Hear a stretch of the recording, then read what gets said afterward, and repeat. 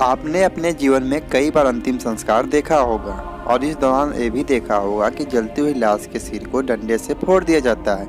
लेकिन कितने लोगों को यह नहीं पता होगा कि ऐसा आखिर क्यों किया जाता है। तो चलिए आज हम आपको बताते हैं कि ऐसा क्यों किया जाता है, इसके पीछे क्या रहस्य है, इसके पीछे क्या मान्यता है। दरअसल हिंदू रीति रिवाजों की माने तो जन्म से लेकर मृत्यु तक 16 संस्कार होते हैं, जिसमें से दाह संस्कार को हिंदू धर्म में अंतिम संस्कार कहा जाता है।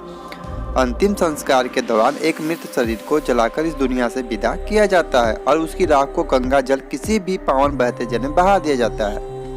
अंतिम संस्कार के दौरान भी कई तरह की रस्मों की अदायगी की जाती है, जैसे सिर मुंडवाना, मृत शरीर के चारों तरफ चक्कर लगाना और जलती चिता में से लाश के सिर को डंडे से फोड़ना। जी हाँ, हम में से कई लोग तो इस रस्म या विधि के बारे में तो जानते ही नहीं होंगे। इस रस्म के पीछे एक तर्क है जिसके बारे में आज हम जानेंगे कि क्यों हिंदू धर्म में जलती चिता में से खोपड़ी या सिर को डंडा से तोड़ा जाता है। हिंदू शास्त्रों का माने तो एक मनुष्य के शरीर में 11 द्वार होते हैं। ऐसा माना जाता है कि आत्मा या जीव मस्तिष्क के दरवाजे से शरीर में प्रवेश करती है और बेहद कम लोग जानते हैं कि आत्मा आपके कर्मों के आधार पर इन दरवाजों के माध्यम से शरीर से निकलती है।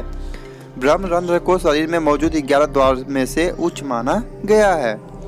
इसके अलावा ऐसा भी माना जाता है कि जो आत्मा सिर से निकलती है वह मोक्ष को प्राप्त करके जन्म और मृत्यु के चक्र से मुक्त हो जाती है। इस विधि को कपाल मोक्षम भी कहा जाता है।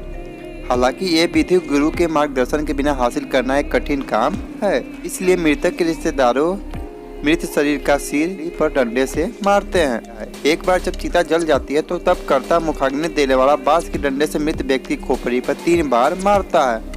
क्योंकि एक बार में वो आसानी से नहीं टूटती, इसलिए 3 बार मारते हैं। परंतु जब वो खोपड़ी या कपाली को 3 बार डंडा मारकर तोड़ते हैं तो गर्मी की वजह से वो आसानी से टूट जाती है।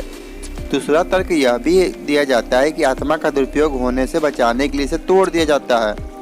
धारणा यह भी है कि तांत्रिक लोग उस शरीर के सिर की फिराक में रहते हैं जिससे कि आत्मा का दुरुपयोग किया जा सके और उसको प्रभाव में लेकर गलत काम करवाए जा सकते हैं। इसके अलावा शास्त्रों में यह भी लिखा गया है कि शरीर मरता है लेकिन आत्मा कभी नहीं मरती। जानते हैं आप, जब कोई मर जाता है तो उसके मरने पर आत्मा तुरंत ही दूसरे गर्भ में चली जाती है। कहते हैं कि जब कोई आत्मा शरीर छोड़ती है तो वह पूरी तरह से धरती को छोड़ नहीं पाती है। कुछ दिनों तक वह अपने परिजनों के पास रहती है जब तक कि वह स्वर्ग में बेहतर तरीके से बस नहीं जाती।